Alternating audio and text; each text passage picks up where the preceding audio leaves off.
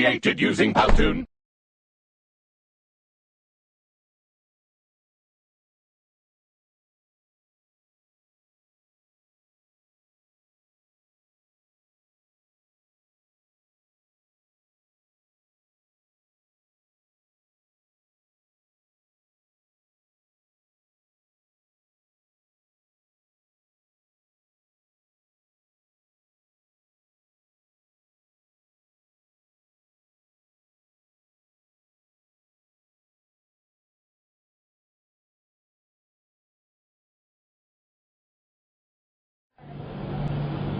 Musibah kebakaran kembali terjadi di ibu kota. Kali ini sebanyak 6 rumah semi permanen di Jalan Nanas 3, RT 1, RW 4, Kelurahan Utan Kayu Selatan, Matraman, Jakarta Timur ludes terbakar, Jumat 11 April 2014. Dugaan sementara kebakaran terjadi akibat konsleting listrik dari salah satu rumah warga. Pantauan berita Jakarta.com, lokasi kebakaran yang berada di tengah-tengah pemukiman padat penduduk membuat petugas pemadam kebakaran kesulitan menembus lokasi. Hembusan angin yang kencang serta banyaknya bahan-bahan mudah terbakar membuat api semakin besar dan sulit dikendalikan. Sementara itu, sejumlah warga turut membantu petugas untuk memadamkan api dengan alat seadanya. Ada kebakaran, teriak-teriak, saya keluar semua. Dari apa sih, Pak? Saya nggak tahu dari apa kejadian, nggak tahu. Itu ada berapa rumah kira-kira, Pak? Di belakang cuma satu rumah tingkat doang. Oh. Cuma Bapak yang bakar, Pak? Pak tante saya. Banyak kayaknya, Pak, ya rumahnya, Pak? Di belakang banyak, di belakang belakang. Yang kena kebakar itu, Pak. Dalam peristiwa ini sebanyak 8 unit mobil pemadam dari suku dinas pemadam kebakaran dan penanggulangan bencana setempat dikerahkan ke lokasi kejadian. 1 jam kemudian api akhirnya berhasil dipadamkan. Tidak ada korban jiwa dalam musibah ini, namun kerugian material ditaksir mencapai ratusan juta rupiah. Sedangkan kasus kebakaran tersebut saat ini ditangani Polsek Matraman, Jakarta Timur. Dari Jakarta Timur, tim Berita Jakarta melaporkan.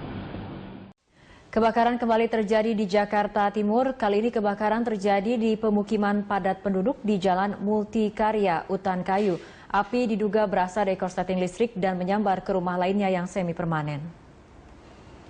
Warga yang mengetahui rumahnya hangus terbakar menangis histeris. Petugas pemadam kebakaran mengerahkan 20 unit mobil pemadam. Namun kondisi rumah yang sempit membuat mobil damkar kesulitan memasuki lokasi kebakaran.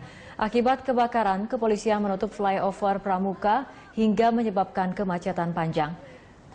Petugas kesulitan memadamkan api karena aliran listrik masih menyala dan beberapa kali mengeluarkan suara ledakan.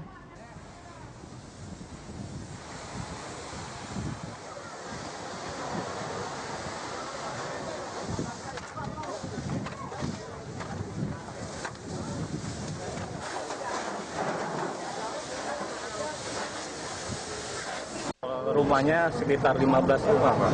15 rumah? Iya. Berapa kakak atau berapa ini lagi, Pak, yang kebakar? Kakaknya kurang lebih 35 kakak. 35 kakak. Jiwanya kurang lebih 120, Pak. 120 jiwa. Tadi ada kosan juga, betul tuh, Pak, ya? Ada kosan. Berapa? Jadi cuma separuh aja kenanya. Berapa pintu, Pak? 3 pintu. 3 pintu. Kejadiannya belum diketahui nih, Pak. Ya.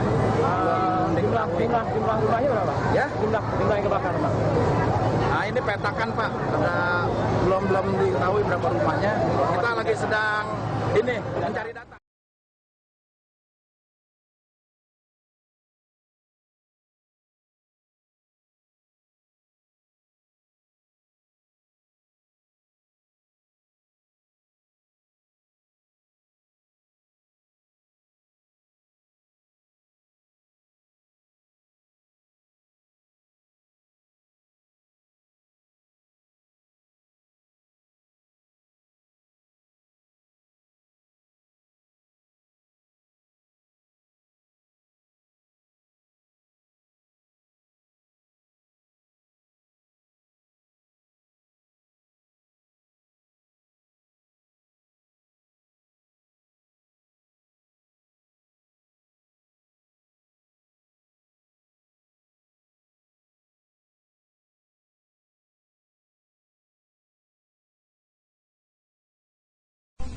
Menurut Wakil Gubernur DKI Jakarta, ia memiliki cara tersendiri untuk menangani kemiskinan, yakni dimulai dari penentuan standar kebutuhan layak hidup di Jakarta, sehingga upah minimum provinsi bisa diketahui untuk kemudian mendata jiwa yang masuk kategori garis kemiskinan. Menurut Basuki, Pemprov DKI benar-benar ingin membuat standar KHL, sehingga tidak ada data kemiskinan di Jakarta valid. Kami mau membuat sebuah standar berdasarkan KHL. Kalau gunakan PBB saja kan $2. Nah, kalau kalian punya penghasilan $2 sehari, miskin nggak? Standar PBB itu 50.000 per bulan. Kamu sudah orang kaya, sudah lewat garis kemiskinan.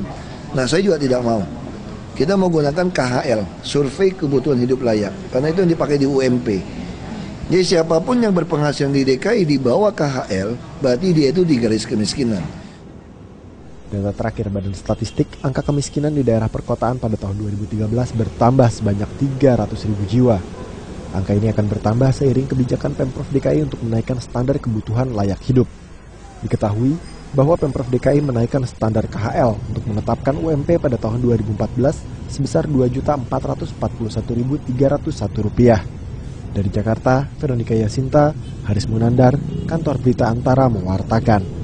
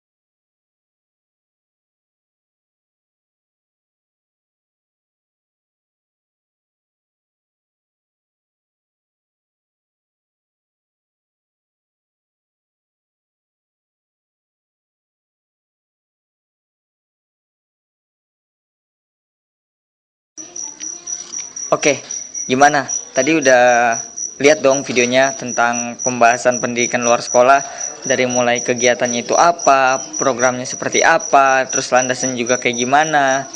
Ya tentunya video tadi itu bertujuan untuk pengenalan PLS ya, pengenalan jurusan pendidikan luar sekolah Universitas Negeri Jakarta tentunya. Ya mudah-mudahan dengan adanya video tadi kita semua jadi makin tahu nih apa itu PLS gitu kan. Terus masyarakat luas juga lebih pada sadar, oh iya ternyata PLS itu bergerak di banyak bidang ya gitu kan ya. Tadi juga sempat dibahas kan tentang pendidikan non formal, pendidikan informal itu apa, contoh-contohnya kan tadi juga udah dibahas gitu. Ya,